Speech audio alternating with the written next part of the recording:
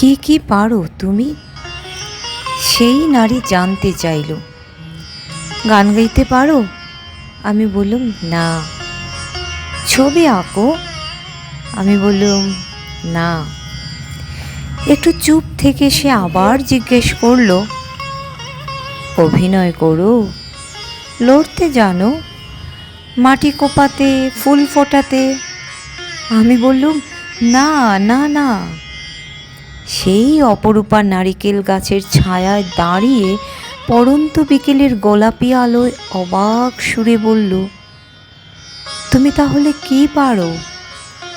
আমি বললুম, আমার কোনো যোগ্যতাই নেই, আমি শুধু ভালোবাসতে পারি।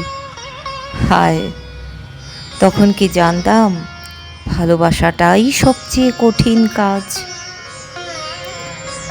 কঠিন কাজ। আজিজ মিশ্র।